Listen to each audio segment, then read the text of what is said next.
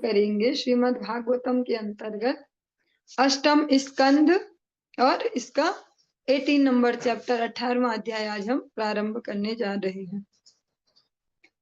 ओम नमो भगवते वासुदेवाय। ओम नमो भगवते वासुदेवाय। ओम नमो भगवते वासुदेवाय। जो ये 18वां अध्याय हम प्रारंभ करने जा रहे हैं, इसमें आज हम भगवान वामन देव का प्राकट्य श्रवण करेंगे। श्री शुक उवाच इत्थं विरिच्यस्तुत कर्मवीर्यः प्रादुर्बभूव मृतभूर्दित्याम् चतुर्भुजः शङ्खगदाब्जचक्रः विशङ्गवासा नलिनायते क्षणः। श्रील सुखदेव गोस्वामी ने कहा, जब ब्रह्मा जी इस प्रकार श्री भगवान के कार्य एवं पराक्रम का यश कर चुके, तो श्री भगवान जिनकी एक सामान्य जीव की भांति कभी मृत्यु नहीं होती, अदिति के गर्भ से प्रकट हुए। उनके 4 हाथ शंख चक्र गदा तथा पद्म से सुशोभित थे।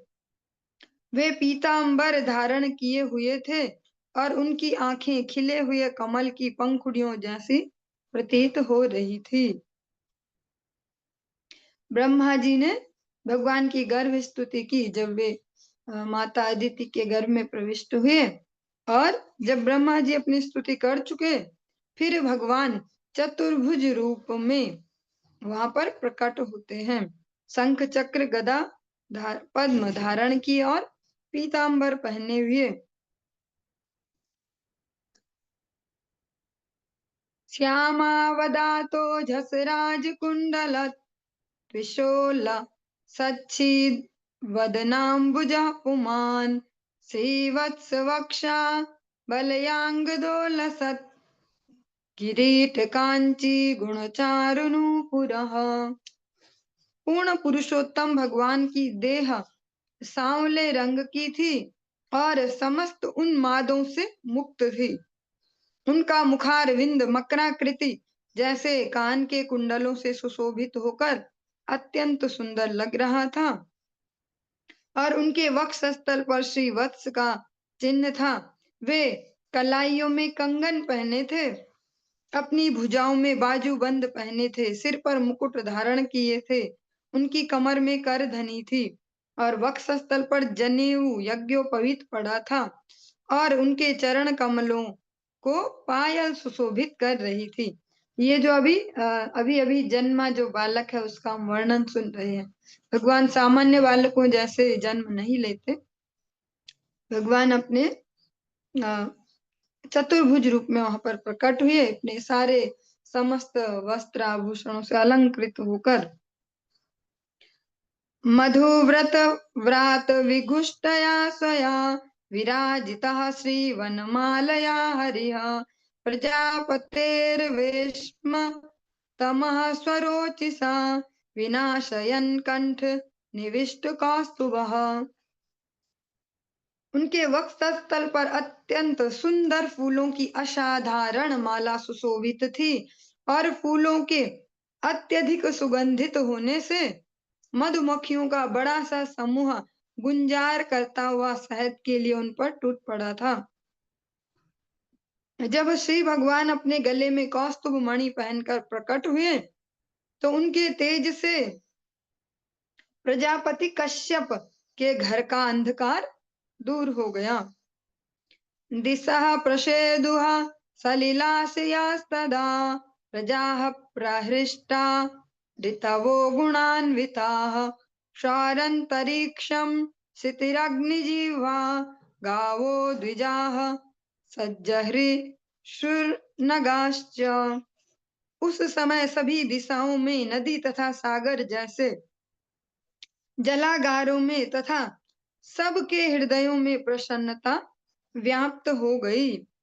विभिन्न ऋतुएं अपने अपने गुण दिखलाने लगी तथा उच्च लोक बाह्य आकाश एवं पृथ्वी पर के सारे जीव हर्षित हो उठे। देवता, गायें, ब्राह्मण तथा सारे पर्वत हर्ष से पूरित हो उठ गए। भगवान जब धराधाम पर अवतीर्ण होते हैं तो इस प्रकार का जो है कह सकते हैं वातावरण उपस्थित हो जाता है।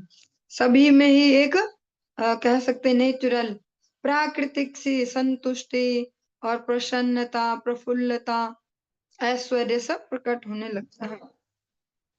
इस प्रकार से ब्रज गोपियां भी भगवान के लिए यही कहती हैं स्पष्टतः, जयति तेधिकम जन्मना ब्रजा श्रयत इंदिरा सस्वदत रही।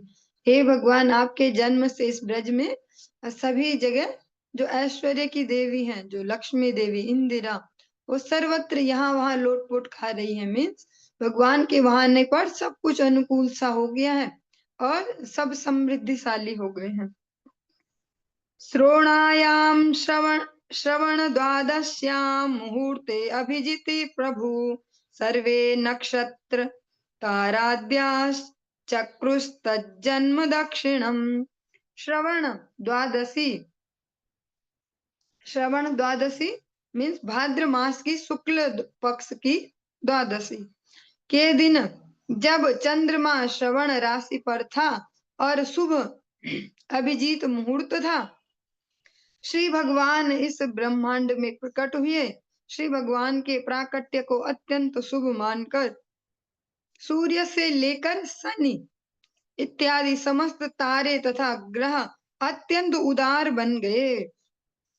जबकि ऐसा नहीं देखा जाता कि सब एक साथ सभी अनुकूल हो जाए, सारे ग्रह नक्षत्र, लेकिन आज सारे ही ग्रह, चाहे वो सूर्य हो चाहे वो शनि ही क्यों न हो, सारे ही ग्रह सबके लिए उदार बन गए जब भगवान के प्राकट्य का ये शुभ अवसर आया।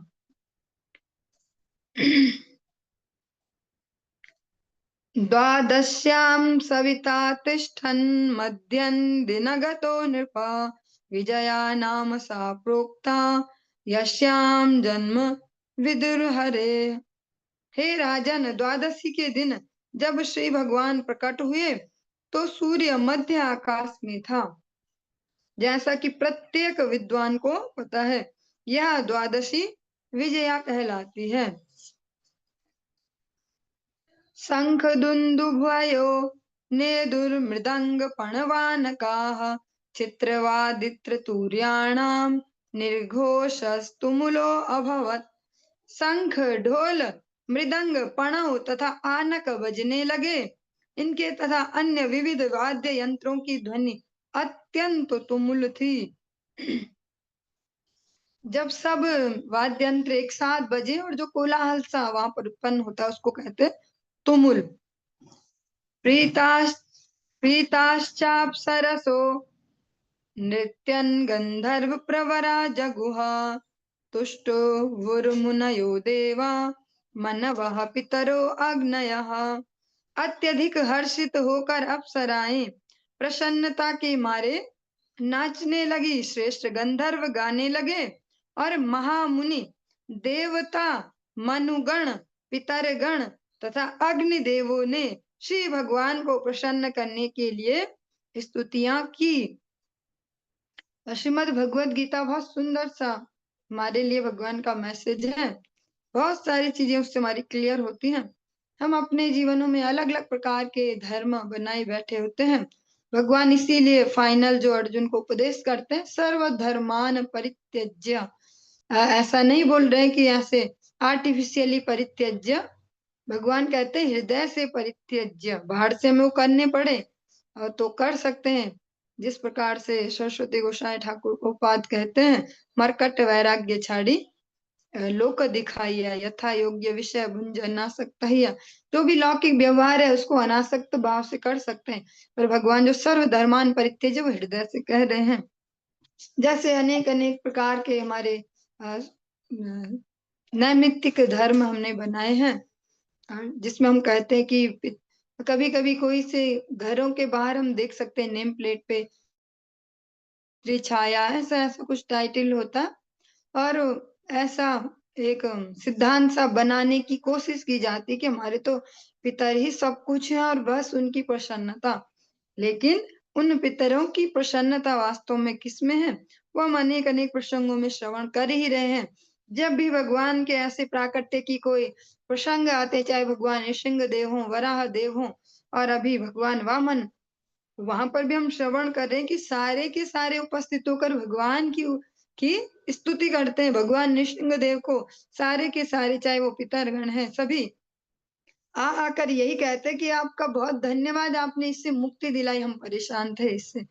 तो हमें जो लगता है अपने सो कॉल्ड धर्मों के कारण कि यही धर्म, यही धर्म, तो जब हम वास्तविक धर्म, धर्म प्रोचित कहतव, जो बिना कहतव, बिना छल के जो धर्म है, वास्तविक जीव मात्र का धर्म, भागवत धर्म, जब उसकी शिक्षा लेंगे, भगवत वाणी, श्रीमद् भगवत गीता, उसको श्रवण करेंगे, तो हम वास्तव में समझ पाएंगे कि जिनको हम कोई सा केवल एक ही टाइटल पे रुक जाते हैं, ऐसे अपने ईगो को कहीं पे ही बांध लेते हैं कि हम तो यही करते हैं जी, माता पिता ही भगवान है, या हमारे वही भगवान जी है, या ऐसा ऐसा, या हम तो नेचर को ही मानते हैं जी। ये अलग अलग प्रकार की जो धारणाएं हैं, जब हम सम्यक रूप से शास्त्र श्रवण करेंगे अनुगत्य में महज जनों के, तब समझ पाएंगे कि इन सबकी भी वास्तविक प्रसन्नता हमारी उस रिजिडनेस सो कॉल्ड भक्ति में नहीं है, इसमें ही है कि हम भगवान को समर्पण करें। इसलिए भगवान एक फाइनल सा मैसेज अर्जुन को देते हैं, सर्वधर्मान परित्यज्य माम एकम शरणम ब्रज।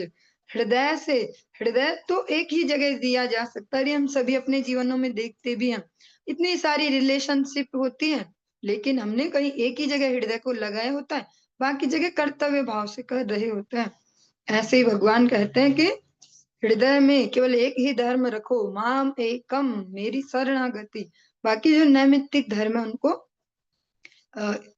वैसे ही करना है जैसे वो है, नैमित्तिक के रूप में, नित्य धर्म नहीं बना लेना है। यहाँ पर सभी उपस्थित होकर भगवान को प्रसन्न करने के लिए स्तुतियां करने लगे। सिद्ध विद्याधर गणाः स किं पुरुष किन्नराः चारणा यक्ष रक्षांसि सुपर्णा भुजगोत्तमाः गायन्तो अति प्रशंसन्तो नृत्यन्तो विबुधानुगाः अदित्या आश्रम पदम कुसुमः समवाकिरन्। सिद्ध विद्याधर किम पुरुष किन्नर चारण यक्ष राक्षस सुपर्ण सर्प लोक के सर्वश्रेष्ठ निवासी तथा देवताओं के अनुयायी, इन सब ने मिलकर श्री भगवान का यश गान तथा प्रशंसा करते हुए एवं नृत्य करते हुए अदिति के निवास स्थान पर इतने फूल बरसाए कि उनका पूरा घर ढक गया। जैसा हम यहाँ पर श्रवण कर रहे हैं कि सभी ने भगवान का यश गान किया, यश पढ़ा नहीं, यश गान किया और नृत्य किया। तो ये एक स्वाभाविक प्रक्रिया है, जो जीवात्मा का भी जो वास्तविक जो कह सकते हैं स्वभाव, नृत्य और गान, इसमें बहुत ज्यादा कह सकते हैं बहुत बड़ा रोल इसका है।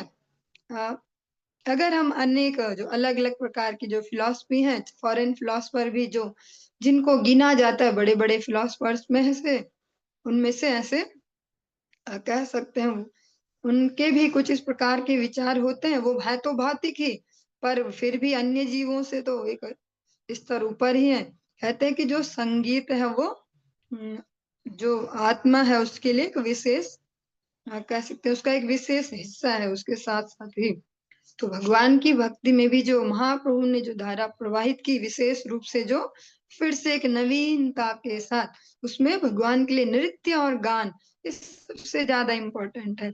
अभी संडे प्रोग्राम में कोई भक्त आए और उन्होंने जो संकीर्तन हुआ जिसमें सारे बच्चे नृत्य कर रहे हैं, वो वीडियो बना के ले गए होंगे, अपने घर पर भी दिखाया होगा फैमिली मेंबर्स को। तो उनमें से एक माता जी ने ऐसे रिएक्शन दिया कि अरे, जब हम वो कीर्तन करते हैं ना, जो आज तक हमने कीर्तन देखे हैं, तो उनमें तो ऐसे ऐसे नाचते हैं माता जी, ऐसे कुछ हाथ करते हैं, ऐसे कुछ करते हैं, ऐसे ऐसे, ये कैसा नाच है, ऐसा कैसे नाचते रहते हैं, ऐसे ऐसे ऐसे, ऐसा ही क्यों नाचते हैं ये लोग। तो जबकि वो किसी को सिखाया तो नहीं जाता कि आप ऐसे ही नाचो, जब वो संकीर्तन भगवान का जो युग धर्म है जब वो किया जाता है तो स्वाभाविक रूप से वैसे ही सब करते हैं पोस्टर। कोई ट्रेनिंग तो नहीं दी जाती कि ऐसे ही नाचना पड़ेगा। जो यहाँ पर सारे देवगण है, जो सारे अलग अलग जीवन के अलग अलग जो स्पीसीज हैं, ये सभी मिलकर भगवान के लिए प्रसन्नता से नृत्य करते हैं, क्योंकि इसमें हमारी सारी इंद्रियां लगती हैं। बहुत बड़ी विशेषता है, ऐसे ही नहीं है कि ये तो शायद पागल है ऐसे नाचते हैं ये लोग। उसमें हमारी सारी इंद्रियां एक साथ लग जाती हैं। मुंह से चिल्ला भी रहे हैं, भगवान का यश गान भी कर रहे हैं, हरि बोल हरि बोल। हाथ पैर सारे बॉडी पार्ट्स हमारे उसमें लगे हैं। तो वो शरणागति हो गई विशेष रूप से।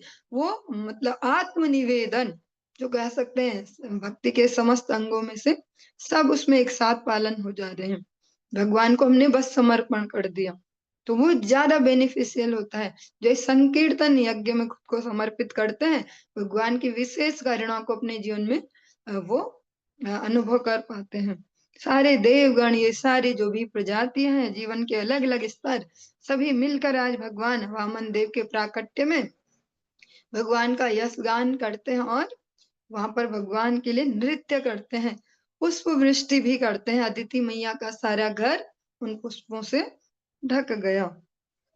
दृष्ट्वा अदितिस्तं निजगर्भ संभवम् परम पुमांसं मुदमाप विस्मिता गृहीत देहं निज योग मायया प्रजापतिश्चाह जयेति विस्मितः।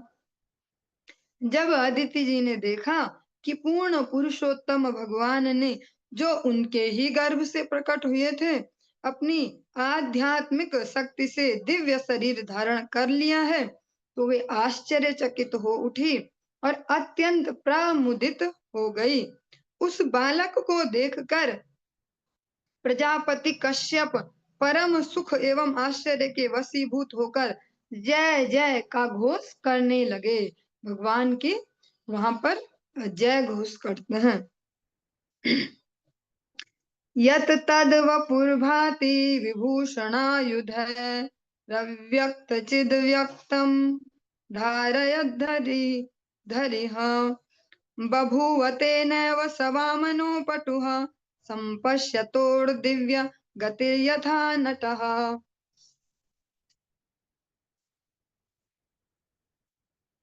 श्री भगवान अपने आदि रूप में आभूषण पहने तथा हाथ में आयुध धारण किए प्रकट हुए। यद्यपि उनका यह सदैव विद्यमान रहने वाला रूप भौतिक जगत में दृश्य नहीं होता है, तो भी वे इसी रूप में प्रकट हुए।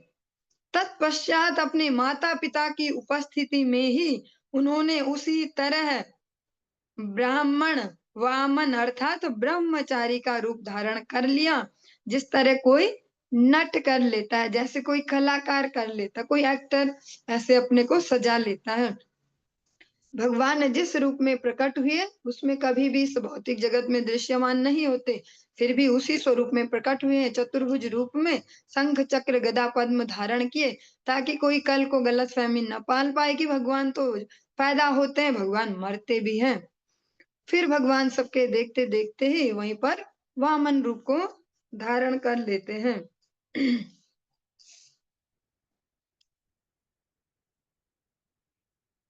चलिए हम भी भगवान वामन देव की स्तुति को थोड़ा सा गाते हुए फिर आगे बढ़ते हैं। छल यसी विक्रमणे बलिमाद्भुत वामन पद नख नीर जनित जन पावन जय जय केशवधृता वामन रूप जय जगदीश हरे जय जगदीश हरे। तं वटुं वामनं दृष्ट्वा मोदमाना महर्षयः कर्माणि कारयामाशुः पुरस्कृत्य प्रजापतिम्।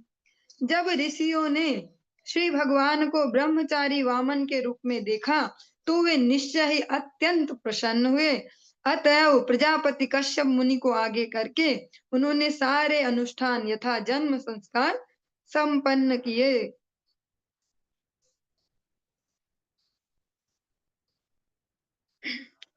तस्योपनीयमानस्य सावित्रीं सविता ब्रवीत बृहस्पतिर्ब्रह्मसूत्रं मेखलां कश्यपो अददात्। वामन देव के यज्ञोपवीत संस्कार के समय सूर्य देव ने स्वयं गायत्री मंत्र का जप कराया, बृहस्पति ने जनेऊ प्रदान किया और कश्यप मुनि ने मूंज की मेखला भेंट की। ददा कृष्णाजिनं भूमिर्दण्डं सोमो वनस्पतिः कौपीनाच्छादनं माता द्यौश्छत्रं जगतः पते। माता पृथ्वी ने उन्हें मृग चर्म प्रदान किया तथा वनस्पतियों के राजा चंद्रदेव ने उन्हें ब्रह्मदंड, जो ब्रह्मचारी का दंडा होता है, वो प्रदान किया। उनकी माता अदिति ने उन्हें कौपीन के लिए वस्त्र तथा स्वर्ग लोक के अधिष्ठाता देवता ने उन्हें छत्र प्रदान किया। कमंडलुम वेद गर्भः कुशान सप्तऋषयो ददुः अक्षमालां महाराज सरस्वत्या व्ययात्मनः। हे राजन, ब्रह्मा जी ने अव्यय पूर्ण पुरुषोत्तम भगवान को कमंडल प्रदान किया। सप्त ऋषियों ने कुश घास और माता सरस्वती ने उन्हें रुद्राक्ष की माला भेंट की। तस्मा इत्युपनीताया यक्षराट पात्रिकामदात् भिक्षां भगवती साक्षात् उमादाद अंबिका सती। जब इस प्रकार से वामन देव का यज्ञोपवीत संस्कार संपन्न हो चुका तो यक्षराज कुबेर ने उन्हें भिक्षा मांगने के लिए भिक्षा पात्र एवं शिव पत्नी ब्रह्मांड की परम साध्वी माता भगवती ने उन्हें पहली भिक्षा दी। उन्होंने भिक्षा देने का शुभारंभ किया। स ब्रह्मवर्चसेनैवं सभां संभावितो वटुः ब्रह्म ऋषि गण सज्जुष्टा मत्यारोचत मारिषः। इस प्रकार सबके द्वारा स्वागत किए जाने पर ब्रह्मचारियों में श्रेष्ठ वामन देव ने अपना ब्रह्म तेज प्रदर्शित किया। इस तरह महान संत ब्राह्मणों की उस पूरी सभा में वे अपनी सुंदरता में अद्वितीय लगते थे। समिद्धमाहितं वह्निं कृत्वा परिसमूहनं परिस्तीर्य समभ्यर्चर्य समद्भिर्जुहो द्विजः। तत्पश्चात श्री वामन देव ने यज्ञाग्नि प्रज्वलित की, पूजा संपन्न की और यज्ञशाला में यज्ञ किया। भगवान ने फिर ब्राह्मणोचित अपने कार्यों को प्रारंभ किया। यज्ञ करना, यज्ञ करवाना और वैदिक साहित्यों का अध्ययन करना, अध्यापन करना और दान देना, दान लेना, ये 6 प्रमुख गुण बोले जाते हैं। 6 भगवान वामन देव ने यज्ञ करना यहाँ पर से प्रारंभ किया। श्रुत्वा स्वमे धैर्य जमान मूर्जितं बलिं भृगुणा मुपकल्पितस्ततः जगाम तत्र अखिल सार संभृतो भारेण गाम सन्मयन पदे पदे। जब श्री भगवान ने सुना कि बलि महाराज भृगुवंशी ब्राह्मणों के संरक्षण में अश्वमेध यज्ञ संपन्न कर रहे हैं तो सभी प्रकार से परिपूर्ण श्री भगवान बलि महाराज पर अपनी कृपा दिखाने के लिए वहां से चल पड़े। एक एक डग भरने पर उनके भार से पृथ्वी नीचे धंसने लगी। भगवान को फिर श्रवण करवाया गया प्रसंग कि भैया ऐसा ऐसा है, बलि महाराज जी अश्वमेध यज्ञ कर रहे हैं। तो भगवान यहाँ पर स्पष्ट कहा गया सभी प्रकार से परिपूर्ण, कोई कमी के चलते नहीं जा रहे मांगने कि मेरे पास ये थोड़ा कम हो गया, बलि महाराज से मांग लो। भगवान उन पर कृपा करने के लिए वहां से चल पड़े और जैसे जैसे भगवान एक एक पग आगे रखते जा रहे हैं धरती उनके कह सकते हैं उस दबाव को सहन नहीं कर पा रही और सतह नीचे दबती जा रही है।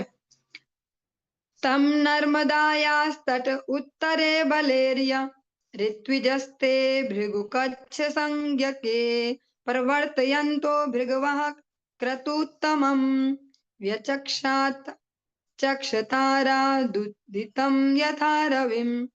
नर्मदा नदी के उत्तरी तट पर भृगु कक्ष नामक क्षेत्र में यज्ञ संपन्न करते हुए भृगुवंशी ब्राह्मण पुरोहितों ने वामन देव को ऐसे देखा मानो पास में ही सूर्य उदय हो रहा हो। भगवान का जो आभा मंडल है, जो तेज है, ऐसा प्रतीत हुआ उन ब्राह्मण पुरोहितों को जैसे साक्षात सूर्य देव प्रकट हो गए हों।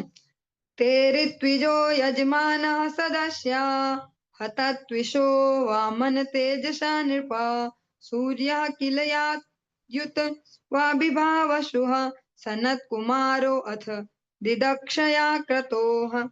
हे राजन, वामन देव के उदीयमान तेज से बलि महाराज एवं सभा के सारे सदस्यों सहित सारे पुरोहित तेजहीन हो गए। अतः वे परस्पर पूछने लगे कि कहीं साक्षात सूर्यदेव अथवा सनत कुमार या अग्निदेव तो यज्ञोत्सव को देखने नहीं आ गए। जैसे हम ऐसे एक भौतिक सा एग्जाम्पल लेते हैं, एक हमारा 1-2 वाट का कोई बल्ब जल रहा हो और अंधेरे में मिले गए तो बहुत लाइट है भैया, बहुत लाइट दे रहा है, और उसके सामने ही अगर 1000 वाट का बल्ब जला ले, वैसे ये उपमा तो ठीक नहीं है, भगवान ऐसे तो नहीं है 1 वाट और 1000 वाट जैसे, भगवान तो अनंत राशि है। फिर भी अपने समझने के स्तर के लिए 1000 वाट का वो बल्ब जला ले तो अब पता चलेगा वो कि बहुत रोशनी है वो वाला, वो नहीं, सब उसका भी तेज वो गायब हो जाएगा। ऐसे ही जब स्वयं भगवान वहां उपस्थित हुए, सभी का जो वो सभी ब्राह्मण वर्ग है, ऋत्विज है, जो यज्ञ संपन्न करवाने वाले, बलि महाराज सहित सबका तेज गायब। सभी सोचने लगे क्या तो सूर्य देव ही आ गए हैं या तो सनत कुमार, हाँ सनत कुमारी होंगे पक्का, या तो स्वयं अग्निदेव ही तो नहीं आ गए इस यज्ञोत्सव को देखने कि कैसा कैसा चल रहा है। इत्थं सशिष्येषु भृगुन् भृगुष्वनेकधा वितर्क्यमाणो भगवान् स वामनः छत्रं सदण्डं सजलं कमण्डलुं विवेश विभ्रद्ध यमेधवाटम्। जब भृगुवंशी पुरोहित तथा उनके शिष्य अनेक प्रकार के तर्क वितर्कों में संलग्न थे, उसी समय पूर्ण पुरुषोत्तम भगवान वामन देव हाथों में दंड, छत्र तथा जल से भरा कमंडल लिए अश्वमेध यज्ञशाला में प्रविष्ट हुए। भगवान खाली होके नहीं आए हैं, उसमें जल लेके आए हैं कमंडलों में। मौज्या मेखलया वीतमुपवीताजिनोत्तरं जटिलं वामनं विप्रं मायामाणवकं हरिं प्रविष्टं वीक्ष्य भृगवः सशिष्यास्ते सहाग्निभिः प्रत्यागृह्णन् समुत्थाय संक्षिप्तास्तस्य तेजसा। भगवान वामन देव मूंज की मेखला, जनेऊ, मृग चर्म का उत्तरीय वस्त्र तथा जटाजूट धारण किए हुए ब्राह्मण बालक के रूप में उस यज्ञशाला में प्रविष्ट हुए। उनके तेज से सारे पुरोहितों एवं उनके शिष्यों का तेज घट गया। वे अपने अपने आसनों से उठ खड़े हुए और प्रणाम करते हुए सबने समुचित रीति से श्री भगवान का स्वागत किया। एक अन्य भौतिक सा एग्जाम्पल लेते हैं, ये तो सभी के एक्सपीरियंस में आ रहा होगा। जब हमारे सारे रिलेटिव्स या अड़ोसी पड़ोसी जो जानने वाले, उनको पता चल ही गया कि अब ये चेंज नहीं होने वाले, ये बन ही गए हरे कृष्णा वाले, राधे राधे वाले, तो हमें भी देखते हुए कोई कह देगा राधे राधे जी ऐसे। अभी हम इस भौतिक स्तर पर इन त्रितापों के मध्य गिरे हैं, तभी हमें देखकर किसी को याद आ जाती है भगवान की। जब स्वयं भगवान वहां प्रकट हुए तो फिर सबकी नॉर्मल रिएक्शन ही ऐसी हुई कि सारे अपने आसनों से उठ खड़े हुए और सबने भगवान को स्वागत किया, उन्हें प्रणाम किया। सबके तेज गायब हो गए, चाहे वो शुक्राचार्य जी क्यों न हो और उनके शिष्य क्यों न हो, सबका तेज एक साथ गायब। यजमानः प्रमुदितो दर्शनीयं मनोरमं रूपानुरूपावयवं तस्मा आसनमाहरत्। भगवान वामन देव को देखकर अति प्रफुल्लित बलि महाराज ने परम प्रसन्नता पूर्वक उन्हें बैठने के लिए आसन प्रदान किया। श्री भगवान के शरीर के सुंदर अंग उनके शरीर की सुंदरता को समान रूप से योगदान दे रहे थे। स्वागतेनाभिनन्द्याथ पादो भगवतो बलिः अवनिज्यार्य अवनिज्यार्चयामास मुक्त संग मनोरमम। इस प्रकार मुक्तात्माओं को सदैव सुंदर लगने वाले पूर्ण पुरुषोत्तम भगवान का समुचित स्वागत करते हुए बलि महाराज ने उनके हरे कृष्ण उनके चरण कमल पखार कर उनकी पूजा की। बहुत सुंदर सा यहाँ पर दिया गया, मुक्तात्माओं को सदैव सुंदर लगने वाले, कह सकते हैं दुरात्माओं को सदैव सुंदर नहीं लगते भगवान, मुक्त आत्माओं को सदैव सुंदर लगने वाले पूर्ण पुरुषोत्तम भगवान, उनका बलि महाराज ने स्वागत किया, चरण प्रक्षालन करवाया। तत्पाद शौचम जन्मशापहम सधर्म विन्मूढ़ मूर्धन्य ददात सुमंगलम यद देव देवो गिरीश चंद्रमौलिर दधार मूर्धना परया च भक्त्या।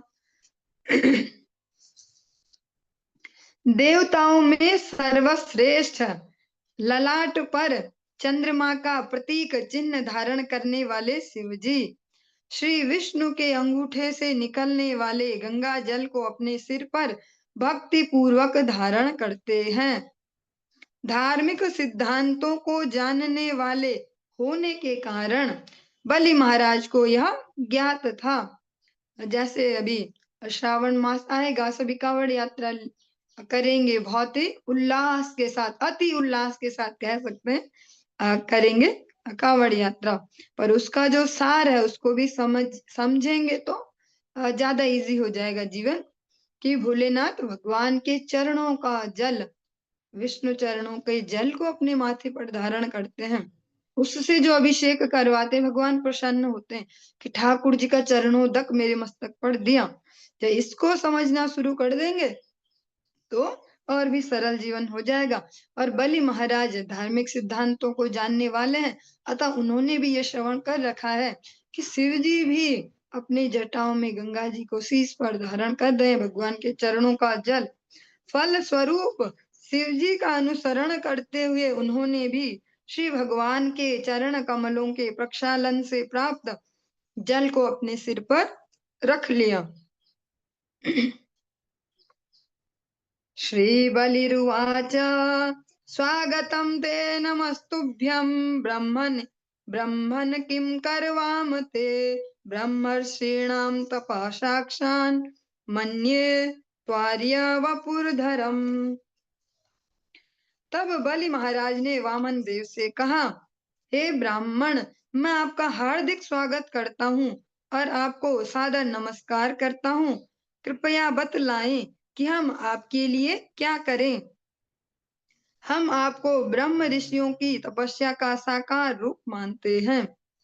अद्य नः पितरस्तृप्ता अद्य नः पावितं कुलम् अद्य स्विष्टः क्रतुरयं यद् भवानागतो गृहान। हे प्रभु, आप कृपा करके हमारे घर पधारे हैं, अतः मेरे सारे पूर्वज तृप्त हो गए, हमारा परिवार तथा समस्त वंश पवित्र हो गया और हम जिस यज्ञ को कर रहे थे वह आपकी उपस्थिति से अब पूरा हो गया।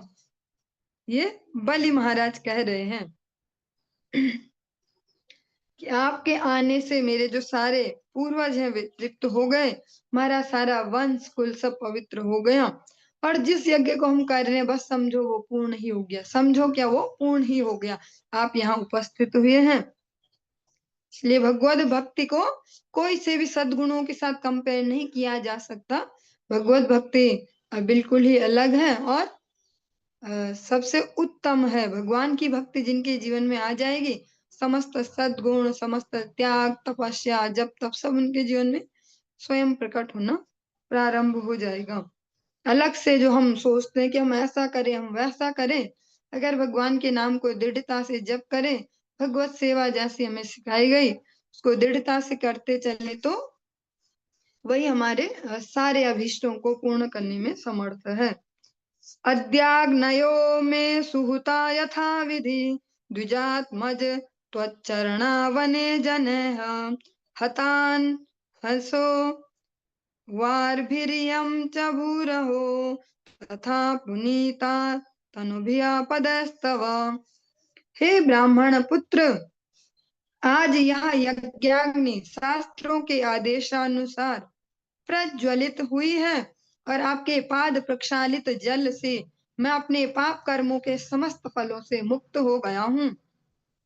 हे स्वामी, आपके लघु चरणार विंद के स्पर्श से पृथ्वी की समग्र सतह पवित्र हो गई है। भगवान वामन स्वरूप में वहां पर हैं। बलि महाराज भगवान वामन देव के रूप माधुरी से, उनके ओस्ते से इतने प्रभावित हो गए कि अब उन्हें कुछ न रहा बाकी जगत जीवों का या बाकी जगत का। कहते हैं आपके जो चरणोदक है उससे मैं अपने समस्त पाप कर्मों के फलों से मुक्त हो गया हूँ। और जो आपके ये छोटे छोटे से चरण हैं वामन भगवान के, इनके स्पर्श से जो धरती है वह भी पवित्र हो गई है।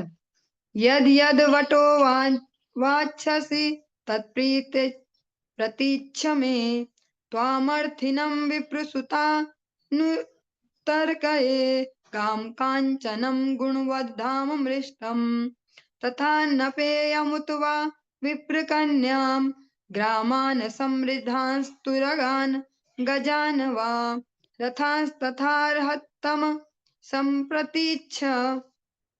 हे ब्राह्मण पुत्र, ऐसा प्रतीत होता है कि आप यहाँ मुझसे कुछ मांगने आए हैं, अतएव आप जो भी चाहे मुझसे ले सकते हैं। हे परम पूज्य, आप गाय, सोना, सुसज्जित घर, स्वादिष्ट भोजन तथा पेय, पत्नी के रूप में ब्राह्मण कन्या, समृद्ध गांव, हरि बोल, घोड़े, हाथी, रथ या जो भी इच्छा हो मुझसे ले सकते हैं। बलि महाराज भी भगवान के अंतर जो इच्छा है उसको भाप रहे कि कुछ लेने ही आए होंगे, तो इन सब में से जो जो ऑप्शन दिए हैं इन सब में से आप मुझसे कुछ भी ले सकते हैं। इस प्रकार से जो हमारा ये 18वां अध्याय है भगवान वामन देव का प्राकट्य, ये यहीं पर संपूर्ण हुआ। और जो 19वां अध्याय है इसको हम कल की कक्षा में प्रारंभ करेंगे। आज के इस चर्चा को यहीं पे विश्राम देंगे। हरे कृष्ण।